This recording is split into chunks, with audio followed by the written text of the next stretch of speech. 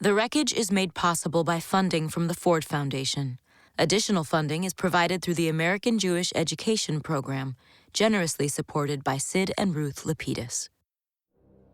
It has been charged, Mrs. Oren, that students in your classes are getting un-American ideas, and that you are responsible. Do you recognize this as the notebook of one of your students? Yes, it is Helen's notebook. Do these notes represent what goes on in your classes? Helen's a good student. Yes, this represents what goes on in my classes. So you do teach communism? Mrs. Oren, will you explain? Well, I teach about communism.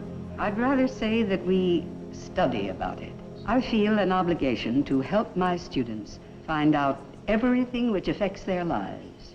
And I think you will all agree that communism has affected each and every one of us. If we don't understand all the facts about communism, how can we know how to fight it? You do teach communism, then? Of course I teach about communism. I'm not afraid of the word. And I think you will all agree that it is one of the most disturbing influences in the world today.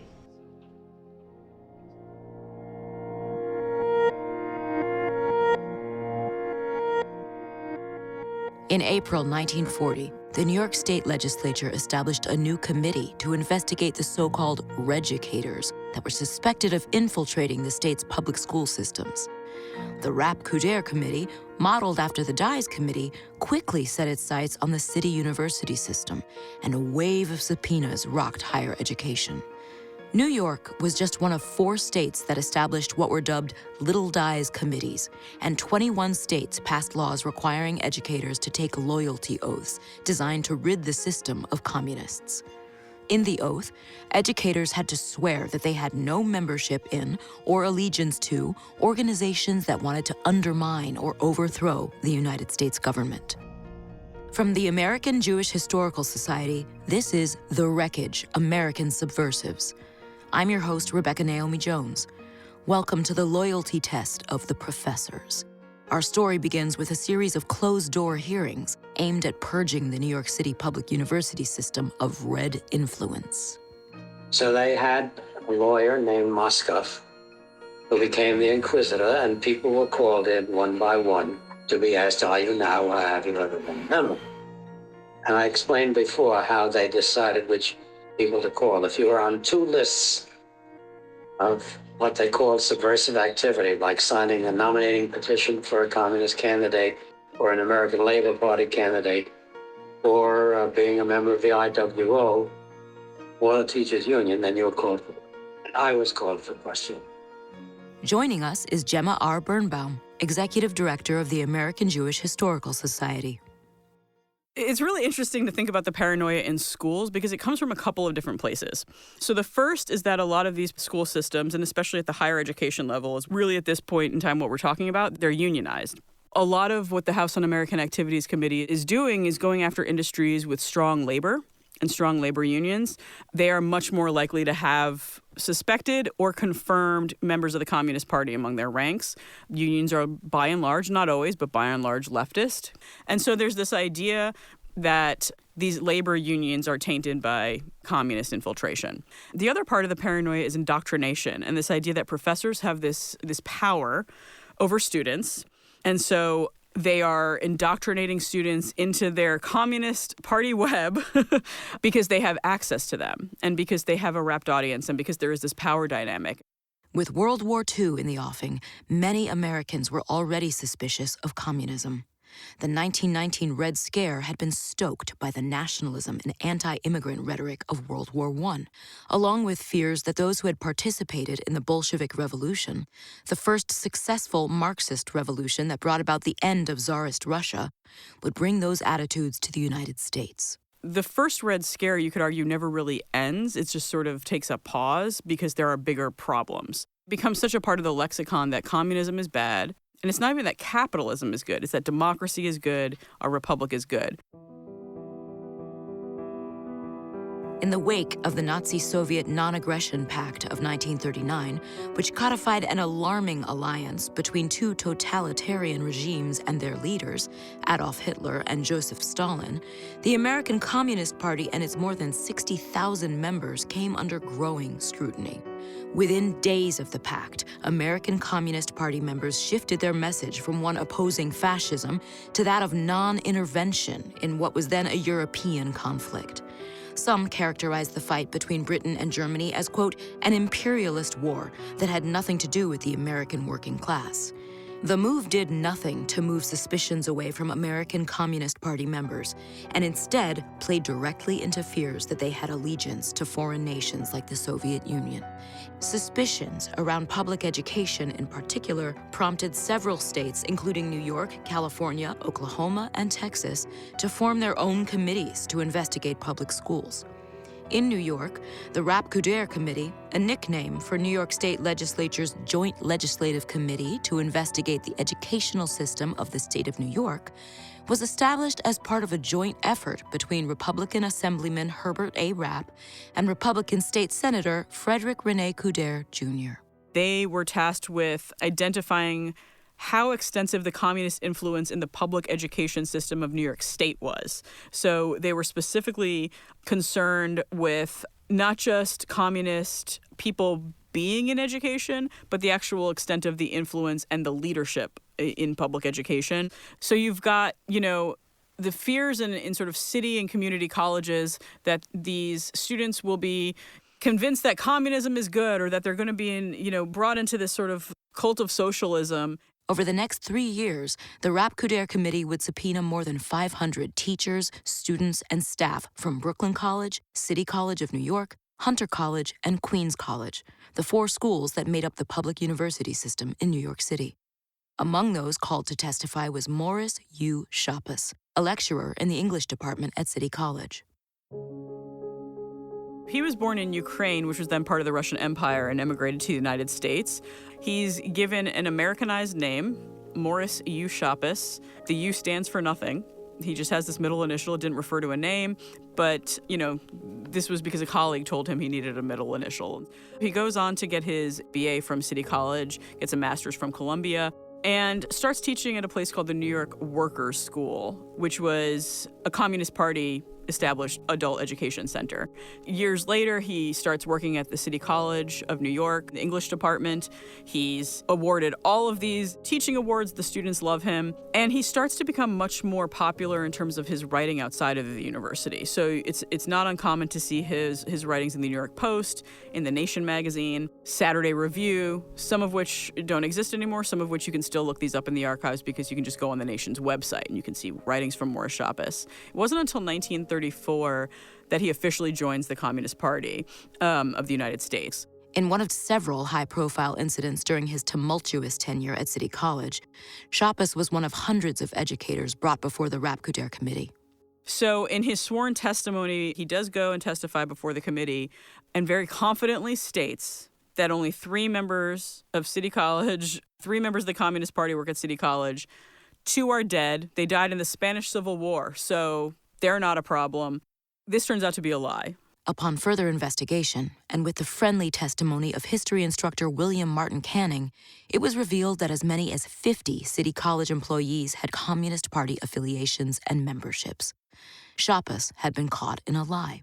He is indicted and then convicted of perjury in his testimony, that he lied about these affiliations. And so he ended up serving 14 months in a state prison, which ended up actually being a sort of formative experience for him. So he learned Hebrew, he went to Shabbos services, he started to get really into Jewish history.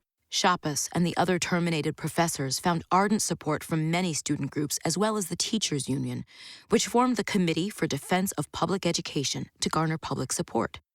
Led by Italian immigrant and former Hunter College teacher activist Bella Dodd, the committee held rallies, public forums, and letter-writing campaigns. Their goal?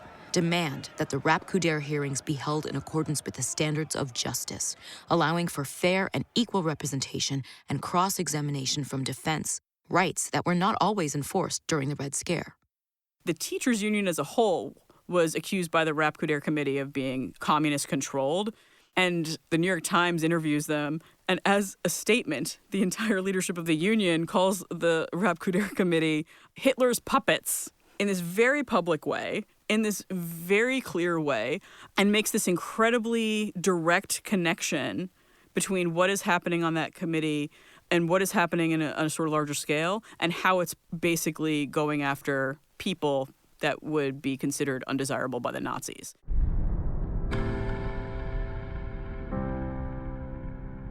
Charles J. Hendley, president of the Teachers Union, told the New York Times, quote, "We must face fascism on the home front, and facing of the Coudert Committee is only a minor phase of the larger struggle." The Teachers Union's demands would go unanswered, and the Rapp-Coudert Committee was unmoved. In the years after his imprisonment, Morris Schoppes had built up a reputation as one of the preeminent scholars in the fledgling American Jewish history field. He also became part of the leftist magazine Jewish Life. In April 1953, he was once again summoned before a committee to defend himself against accusations of communist sympathies.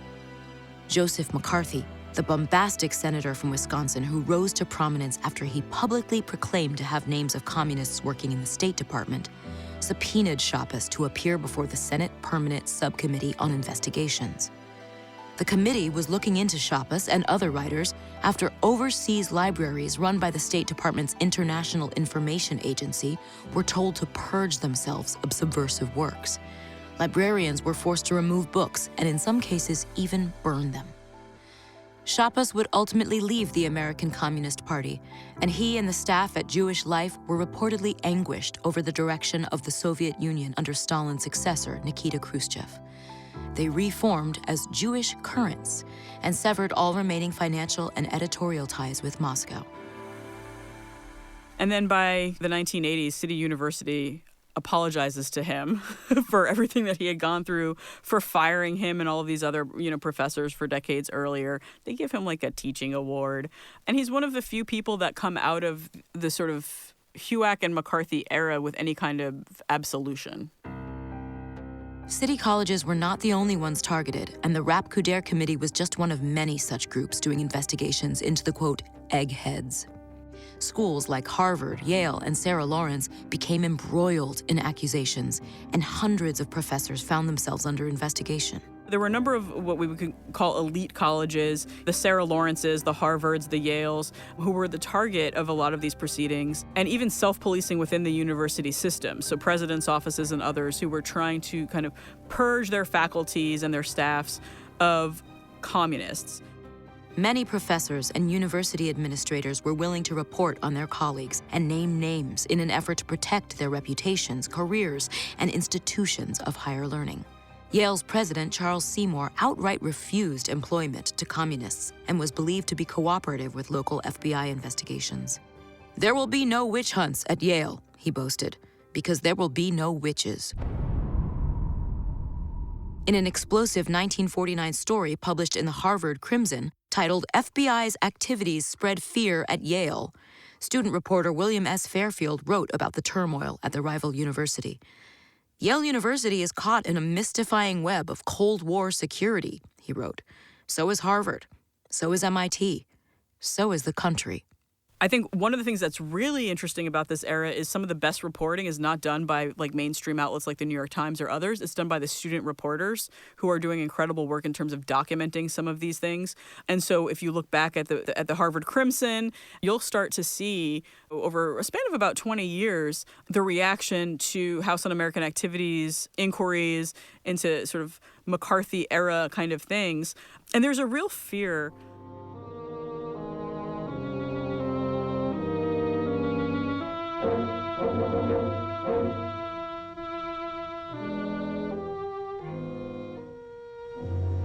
Well, teaching communism in our schools.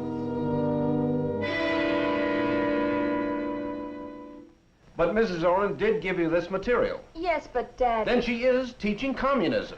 But it isn't like you make out. We have to know about things. We'll see about that. The anti-communist investigations into education were quickly embraced by some extremists on the far right. Allen Zoll, an ardent white supremacist and political activist, formed the National Council for American Education, which sought to, quote, eradicate socialism, communism, and all forms of Marxism from the schools and colleges of America. He himself was listed as a subversive who needed to be watched in the 1930s. He started a number of different fascist groups and sort of proto-fascist groups in the United States. He ran a group that had a publication called American Patriot, which was not what I would consider patriotic at all, but actually was quite pro-Nazi, was very interested in the rise of Hitler's power in a sort of fascinated way. They would host speakers as part of his groups who were Nazi sympathizers, like this guy Joe McWilliams, who was probably one of the most vocal, and cavorted with all of these really terrible people. And so he gets himself on watch lists for being subversive as part of these anti-fascist proceedings that started to take place before it kind of very quickly shifted to this anti-communist sentiment. Among Zoll's allies was the far-right Christian nationalist Gerald L.K. Smith, founder of the isolationist America First Party. Smith, once an advocate for the Depression-era Share Our Wealth movement that called for wealth redistribution, had transformed his political identity into an anti-communist crusader. He was also known as, quote, the most infamous American fascist, and frequently made anti-Semitic speeches, called for mass deportations of Black and Jewish Americans, and engaged in Holocaust denial. In 1952, after a year-long campaign against likely presidential candidate Dwight D. Eisenhower, Zoll and Smith were among the organizers of a small but vocal protest at the Republican National Convention in Chicago. Their efforts were stymied by the Anti-Defamation League, but Zoll was undeterred. And so it's really this cover for his attacking and hunting down people he would consider undesirable. That includes Jewish people, Black people, anybody that might also be kind of proportionally overrepresented in the communist movement, in socialist movements, in labor unions, in activism, anything that threatens a kind of fascist vision of America. And so some of the most prominent supporters that he has are from the John Birch Society. And so he founds a kind of alliance with the Birchers. The Anti-Defamation League labels him a notorious anti-Semite. There's a line of argumentation that says that you can't necessarily separate the anti-communist witch hunts from sort of white nationalism. I don't know if that's true, but I will say that a lot of white nationalists were very supportive of anti-communist proceedings, the John Birch Society being one of them. But what we see is the creation of kind of a new sort of lexicon for how to speak poorly about Jews and other marginalized groups. And so it is not the point of anti-communist proceedings to instill hatred against Jewish people, but it is a very convenient place for anti-Semitic people to find a home and to find new language to speak about Jewish people. Oh, they're globalists, they're unionists, they're these other people. They're indoctrinating your children through education. While the hunt for subversives predated Senator McCarthy's rise and would last long after his death in 1957, his name has become synonymous with the Second Red Scare.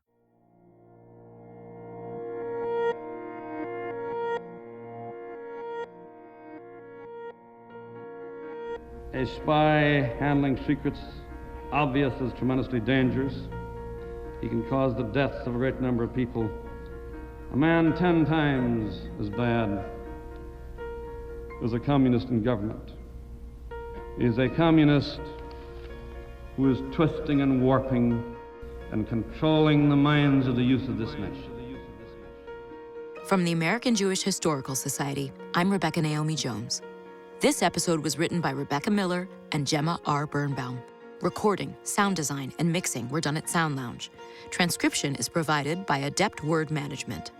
Archival material is courtesy of the collections of the American Jewish Historical Society, the Department of Defense, the U.S. National Archives, Department of Special Collections, and University Archives at Marquette University Libraries and the NYU Tamiment Library's Robert F. Wagner Labor Archive.